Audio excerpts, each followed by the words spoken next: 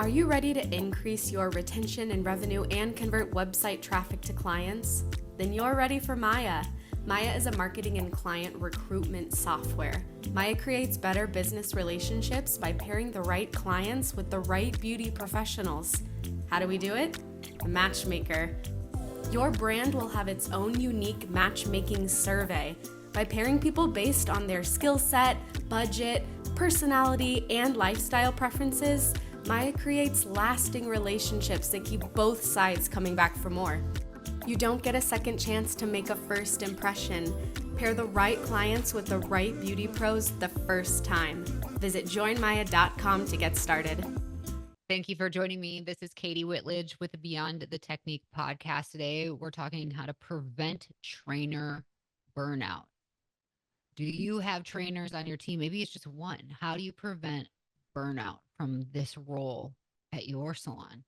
We have the industry expert here today to talk all about it. We have Chris Baran, a first time guest, but not new to being an expert on the topic of training your trainers. His education platform is incredible. I'm sure you've heard of him, Coach Chris Baran.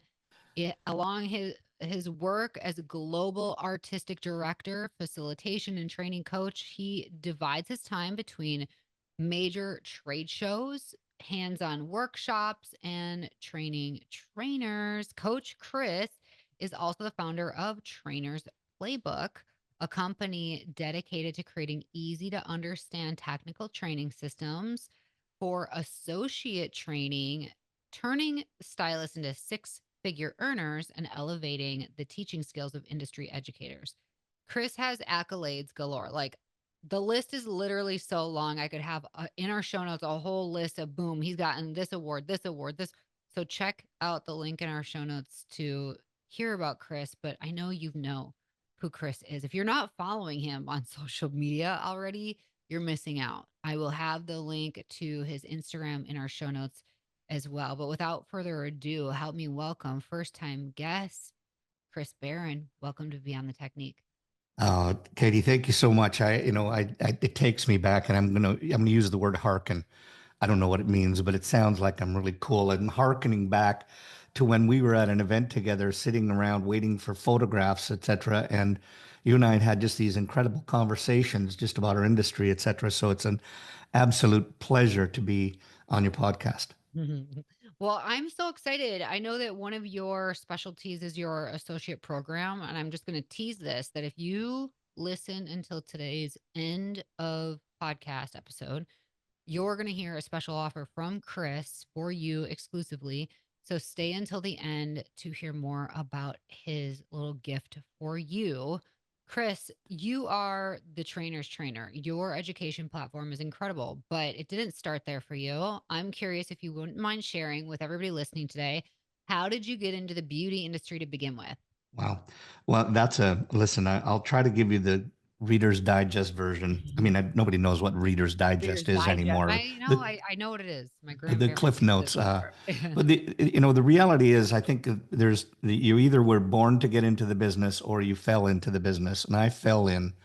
I wanted to be a mechanic because I loved cars, but my mom was a hairdresser, so I knew I wouldn't get fired. So that was kind of my entry level. It was just, lazy, didn't want to have to work too hard. And I knew that I'd have a job going on from there. And it really, I was one of those people that if and when I would have ever become an owner, I wouldn't have wanted to hire me because it was party my brains out till 3 o'clock in the morning, go home, little hungover in the morning, come into work.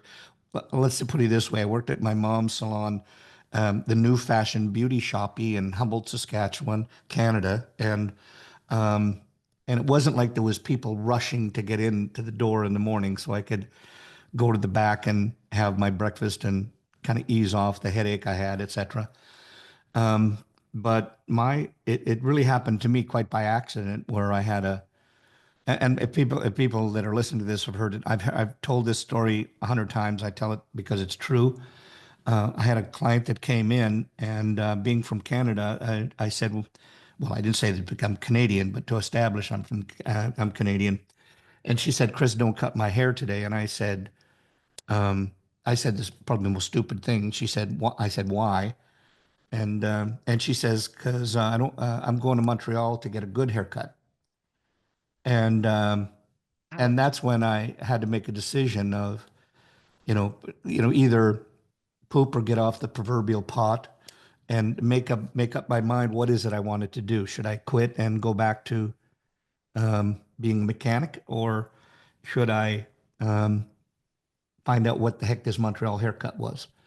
And I decided to go after the Montreal haircut, and that's where, from that point on, I mean, before that, there was no way I was going to education because that just took up my weekends, and so I became an education junkie from that point on, and then from there it went to, I became a cutting. I happened to win a competition only because, not because I wanted to enter, only because it was a local competition at a local show, and the owner came on midway through the show and said, "Hey, listen, we've only got two people on in for the haircutting competition." And I went, "Well, I'll take third." And so I got a model, came in, and I ended up coming in second and by that time, 30 other people wanted to come on, be third as well. So then I got hooked on to from education into, competitive work, meaning you have to train and put yourself out there to be judged by other people. But that's a bit of the history. And then I got hooked on education and cutting. And one of the distributors that we had said, "Hey, Sassoon's," just to give you an idea, this would have been around, I'm guessing, about 1967. I was 3 at the time. But they said Sassoon's is coming to America, and I'd always been a Sassoon junkie, and so I went to San Francisco and got training, and it was just the luck of the draw at the time. At that time, nobody was cutting, architecturally, and I happened to be the first one in there, and so my clientele went from being booked occasionally to it went from 2 months, 2 months, then 3 months, and then I had to raise prices, and it was 6 months in advance, and then raise prices because I couldn't keep the staff going. I couldn't keep the clientele going, and I say that not as bragging. I say that only as because I was just one of the first on the scene doing it, and I think that helped to spur a lot of the areas in that area to get hooked on cutting and education as well. Oh man, what a full circle story that is, to avoid the thing that's made you now the most powerful version of yourself there could Yeah. be. I'm curious just what your opinion is. This is maybe a little controversial, but you brought up Vidal Sassoon coming to the US, and Mhm. you knew a good thing back then. Now, today, our education options are so saturated. How does one, I feel like people have paralysis by analysis. How do these young newcomers identify what they should invest in order to really become, building the craft? Yeah. What's your thoughts on that? Well, it's interesting, and I might say something that's a little controversial right now, but I'm not afraid of controversy. But I didn't know then. I lucked into it, but I do know now. And what I would say to now is just to look forward. And if you're seeing something out there, let me back that up a step. As a step, it is if you see everybody's doing exactly the same thing, everybody's doing the same thing the same way, and you're looking at Instagram and all the hair is the same, then you have to ask yourself what's next. And trend goes on a really, well, I always call it a 6-year cycle, which that's not based on it's based on what I've learned, not what I made up.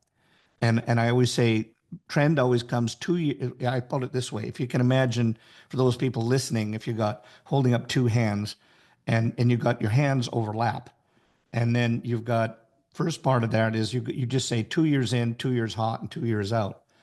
When trend comes in, it's 2 years hot, and then it's 2 years. It's 2 years in, and that's where most people will find it ugly. Most people will say, "Ooh, I'll never wear that. And then after 2 years, when everybody's wearing it, then people will say, oh, that's hot. I'll wear that now. Like right now, I'm wearing a skull ring. And when skulls came first out, everybody thought it was that taboo. And now everybody, including your grandmother's knickers, have skulls on them. And it's commonplace. So there's 2 years hot, and then there's 2 years out where all the people, the new ones that started, they don't want it anymore. The ones that where it was hot, they've been wearing it long enough and they're looking for something new, but they're willing to go. And then 2 years out is when all of your clients come in and they ask for the Rachel haircut, and you say, if I see another Rachel haircut coming back in, I will want to throw up. But the reality is, and to that point, it's been 20 years since that hit. So that is starting to come back in again. So it's 2 years in, 2 years hot, 2 years out. So to swing that back, I wasn't a visionary then, and I don't quite fashion myself as a visionary now, but I tend to be very observant. And part of it is my passion is cutting. And quite frankly, as we all know, cutting got set aside for long hair, root retouching, etc. And now, whenever I go in to teach, I find that people are terrified of cutting short hair.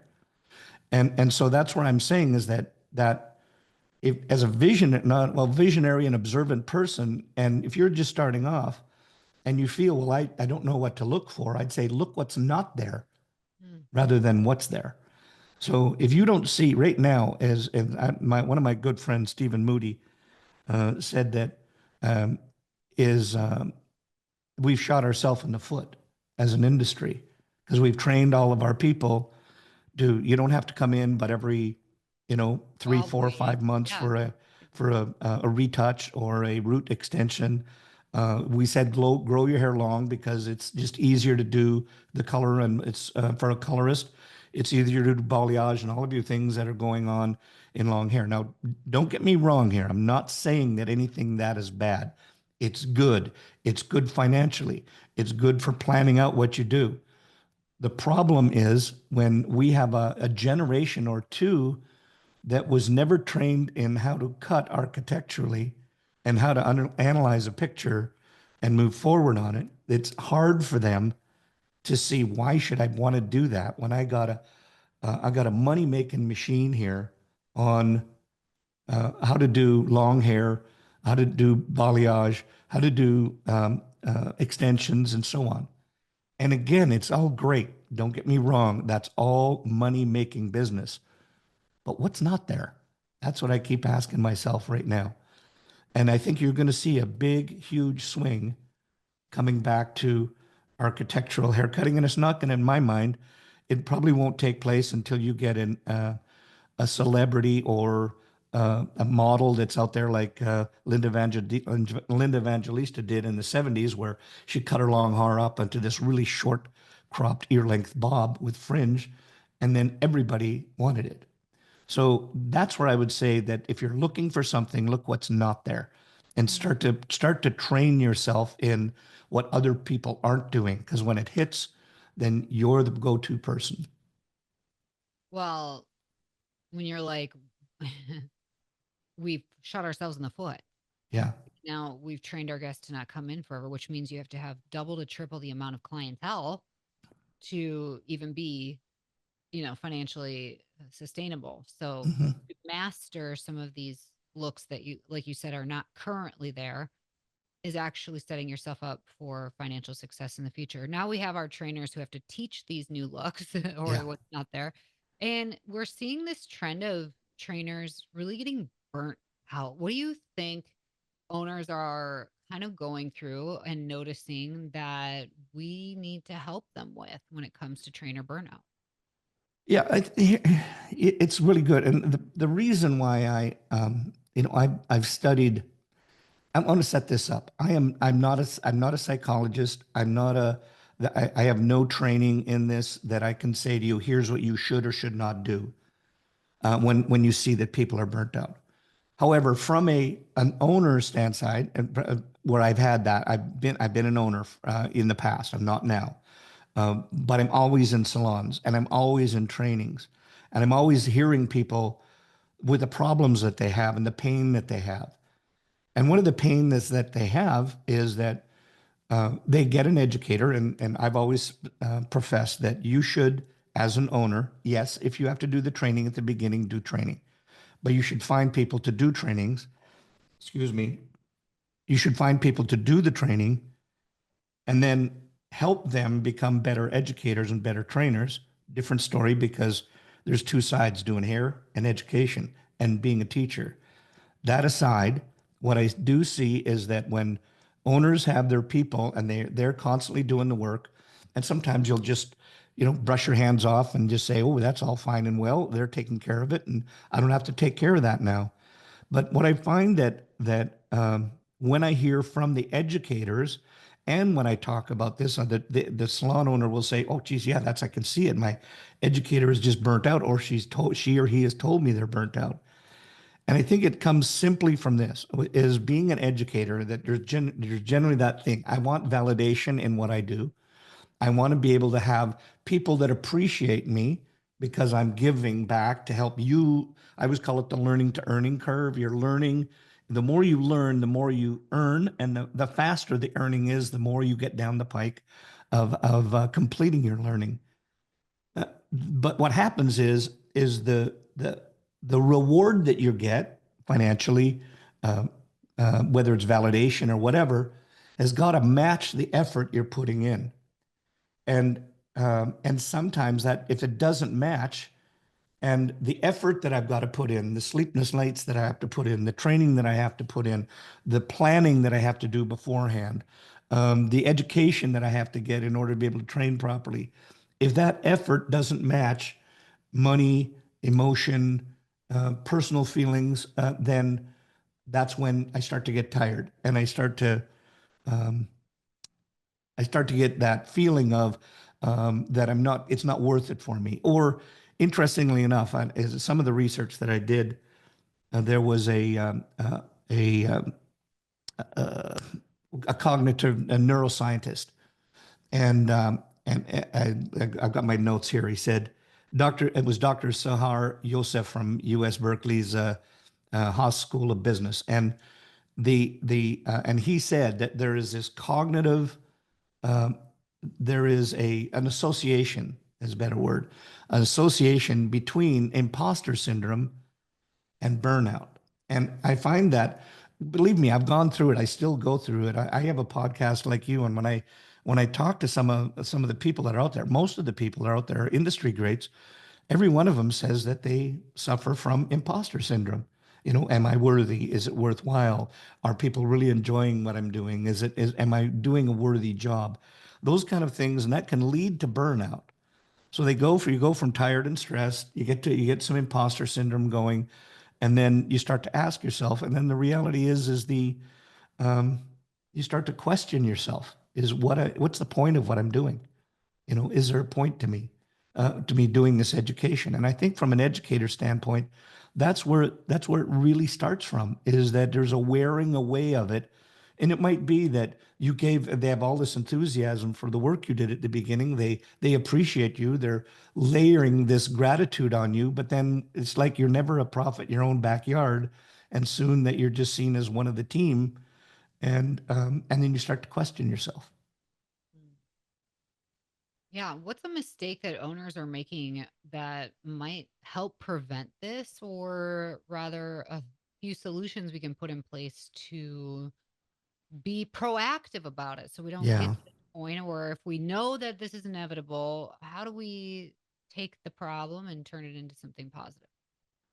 Well, Katie, I think it's a really good point. And I'm basing what I see on right now based on when I go to salons, when I'm talking to people, when I talk to educators and owners, and I get the kind of both ends of it.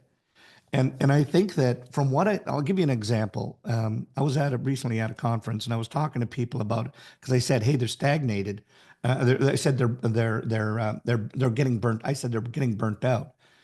And they said, well, yeah, it's because they come to me in their one-on-ones if they have them, and they say that I'm just bored with the content. I'm teaching the same thing over and over and over again. And meaning, if I've got to teach how to do a blow dry or a balayage, or I teach those same things over and over again, and quite frankly, they just get bored.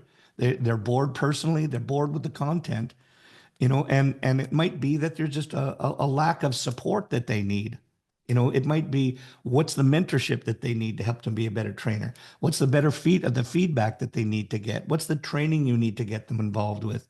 And this is just part of the reasons why we came up with the Salon Associate Training Program, simply because so we could take some of the heat off of the educator and just allow them more as a not that they shouldn't be training on trend and other things, but so that we can take the foundational work that they need to train on, take the the the grunt work as per se, and then have that training that goes to it. So they have support on that, and then they become the what's the word I'm looking for? A guide.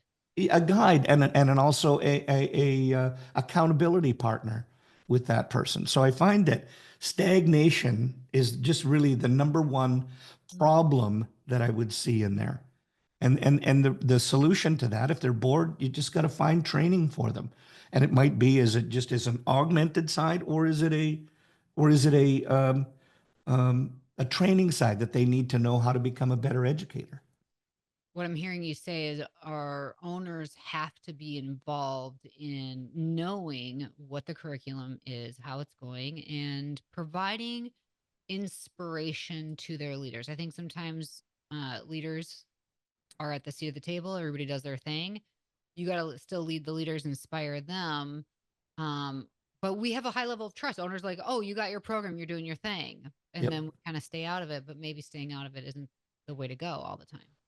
Well, because I mean, you hit on really one of the areas that's really critical in this, is that the other area that I think of, and we talked about it when it comes to imposter syndrome, but the reality is the main problem. They're not going around, hey, I've got imposter syndrome. But what they're doing is it's all self-doubt. I'm just Mhm. worried about myself. I'm discouraged. Mhm. And the point behind that is, as you well said, is that as an owner, if you start to recognize that, and if imposter syndrome, a couple of if you look at the symptoms of it, it generally will be a disconnection that'll happen. They'll start to be more negative and more cynical on either the programs, etc. And they start to mistrust the what's going on in the training program, or on the leadership team, or or even with the leaders themselves. And the way that if you start to see that, it's proactively going after them, communicate with them, and have one-on-one meetings with them. I mean, we could go on ad nauseum on this about the other things, but top lining, that's where you really need to. And you said it best. You said, sit down with them, communicate with them, find out what the problems are, and put a plan together. Like, what is it that they need? If they're burnt out, or what is it? What do you just need to do? What do you need to do? Do you need support? Do you need somebody else? Do I need to hire somebody else? Do I need a trickle down effect where people can play off of one another? Is it that you don't know how to train, and so we've got to get you some facilitation training? Well, this is where your programs come into play. You Yeah. are the platform to inspire owners and their leadership training teams. Tell us a bit about what you offer at your company. And by the way, for everybody listening, I do have the link in our show notes for Chris's website. But yeah, share with us, what do you have going on over there to be a Well, great resource? first of all, let me set this up. Is that, first of all, my dad always said to me, look, you generally have a 40-year work cycle. I've been beyond that, but he said the first 20 years is what you do is you have to give. In other words, you got to buy your home. You're spending all this money. You're trying to give up money, give up things in order to get something, right? And he said for the next 20 years, you've got your home, you've got your cars, you do all of this, and you get. This is where you're not putting out all the money, all the effort, et cetera. Things to come, you get things. So I passed that 40 years. So now I'm in my third 20-year cycle. And what my part is that I want to give back. So it's give first, then get. Now it's give back. I don't want people to have to go through the pain, the anxiety, the money, the hard times, and all the mistakes. They're still going to make mistakes, but I don't want to have to make the mistakes that I made. And that's where we've got a couple of things. A trainers program where it's just a associate training program where it allows you via videos that they can take them through all of the foundational training that they need to get and hopefully get them onto the floor quickly, number one, so that they're contributing financially, number two, and then they earn a place on the floor by passing assessments and trainings that they have to go through. That's number one. Number two is that we have for the trainers that we have a training, a facilitation training program as well. And we're just launching in January where it will be a 6-month course on that, where it's weekly sessions with myself and Chris Moody, where we do train the trainer or facilitation training. And some people call it facilitation training, but the reality is anytime you're teaching somebody that doesn't know things that you know, it's training, it's not facilitation. So those are things that we have just so that people don't have to go through the crap that we had to go through to find somebody, have mentors, etc. Wow, this is awesome. Okay, so this is the lucky time of our show where you get to share what's your gift for everybody listening today. Well, is again with this, I always find that there's training programs out there, and I even talked to somebody one time, and they said there's multitudes of training programs, but what in ours, what we want to do is we wanted to curate a program where you can have design, color, finishing, etc. Everything down from training your person just how to do a simple shampoo, all the way up to doing, how do you do current programs, getting them, or how do you do current color techniques so that you can actually get somebody on the floor doing hair faster, and it can work in conjunction with your educator, where they can, as we talked about earlier, they just have to they have to put the programs together, have one-on-one meetings with them, and then let us do the training for you, and you just become a partner with them. And now you can still make money behind the chair, and you're just coaching in between time. So anybody that wants to be a part of that, the associate salon, long day. So it's the associate train. Boy, I'll tell you, my lips are battling my teeth here. Let me take It this. It's your associate training program. training. I have the direct link for everybody in our show notes. It sounds like I'm the only one that can't say that program. New teeth, and I must have them upside down. But anyway, what I want to do for everybody, Katie, is anybody that wants to go to it, you go to the link that's provided here, and I'll gift you 30 days free where you can go through the program and actually do it. And we always tell people, don't get people on it right away. Go through the program so you know it. And the other part is, while it is extensive, we tell people once you get your people involved, you only have to be one lesson ahead of the other people. And so I always tell them, just find out in the associate training that we have as well. We have sessions that you can have in there where you can actually find out where people need their training, and then set up the training accordingly. But make sure you know what it is first, then get them, stay one step ahead of learner. That's all you have to do. That's all you should do. With the amount of information we're subjected to every day, we can't remember what happened Yeah. Monday when One it's thing. Friday. Yeah. One thing, that's all it should be. Yeah, that's so smart. Thank you. 30 days free. That is a huge opportunity. I hope everybody listening will take advantage of that. I appreciate that so much. Chris, before we're done, I want to ask for everybody listening who they have those trainers on their team, they appreciate them so much. For me, I know if our trainers weren't in place, I don't know what I would do because they are the lifeline to Yeah. everybody on the team. What would be your final words of encouragement or wisdom for them today? Well, here's the thing. And I mean, if you've ever studied Maslow's hierarchy of needs, that it's just that people they want to belong. They want to be appreciated for the work that they're doing. And I would just say this. I mean, there's three kinds of motivation. It's fear. If you don't do this, you're getting fired. Well, that works, but it's very short term.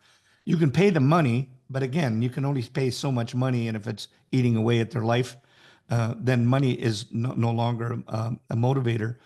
But attitude is their attitude. And then as an owner, how are we showing appreciation? How are we showing them that they're really doing? And how are we setting them up as examples for other people? And how are we giving them a chance to grow from that point on? Whether that's in being a shareholder, whether that's getting them other training, whether you're opening up like as you have a multitude of salons, and I can have a place to grow to, because if people don't see a place to grow to, then they'll run away. And I think that's the biggest thing is just your attitude towards them, appreciation, and know there's a future for them. Amazing. Well, thank you so much for taking time out of your busy schedule, how much you travel and educate. I just really am thankful that you took time to be here with us today. You are an amazing man, and I'm so happy we met in person. I hope we get to meet in person again this coming season. But yeah, I appreciate you. Thanks for being here. Absolute pleasure.